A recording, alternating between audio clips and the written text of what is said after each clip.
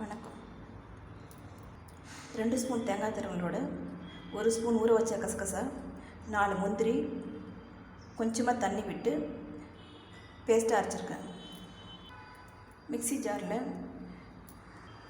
ஒரு வெங்காயம், ஒரு சிட்டிகை ஏலக்காய் பொடி, ஒரு சிட்டிகை சோம்பு பொடி, 2 பச்சை மிளகாய், ஒரு முழு அளவு பூண்டு தோலோட நாட்டு பூண்டு எடுத்துருக்கேன்.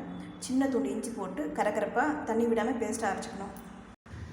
2 ஸ்பூன் எண்ணெய், கொஞ்சமாக கருவேப்பிலை, 2 கீரைன பச்சை மிளகாய், நறுக்கின வெங்காயம்,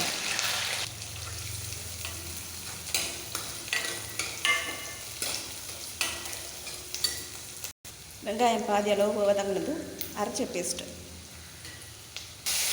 அரைச்ச வெங்காய பேஸ்ட்டை பச்சை வாசம் போக வதக்கணும்.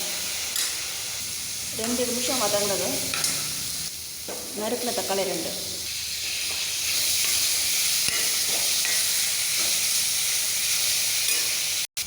தக்காளி சேர்த்து இந்த அளவு வதங்கினதும் 1/2 ஸ்பூன் வீட்டு குழம்பு மிளகாப்பொடி,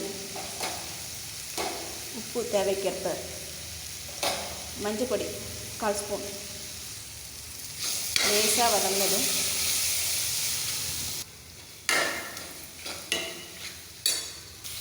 வேக வச்ச சிக்கன் பீஸை தண்ணி இல்லாமல் சேர்க்கணும். நான் லைட்டாக மஞ்சப்பொடி போட்டு வாஷ் பண்ணியிருக்கேன். சிக்கன் சேர்த்து வதங்கினதும் 1 நிமிஷம் கொஞ்சமாக தண்ணி, 1/2 கப் தண்ணி விடுறேன். மூடி 10 நிமிஷம் வேக விடணும். சுக்காக்காக கொஞ்சம் பீஸ் தண்ணியாக எடுத்து வச்சுட்டேன். கிரேவியோட தேங்காய்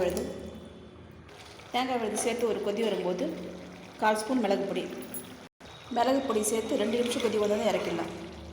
1 ஸ்பூன் எண்ணெய் சூடானதும் கொஞ்சமாக 1/4 ஸ்பூன் வீட்டு மிளகாய் பொடி, 1/4 ஸ்பூன் மிளகு பொடி, விருப்பப்பட்ட ஒரு சிட்டி உப்பு, லேசாக எண்ணெயில் வதங்கினதும் வேக வச்ச சிக்கன் பீஸ்,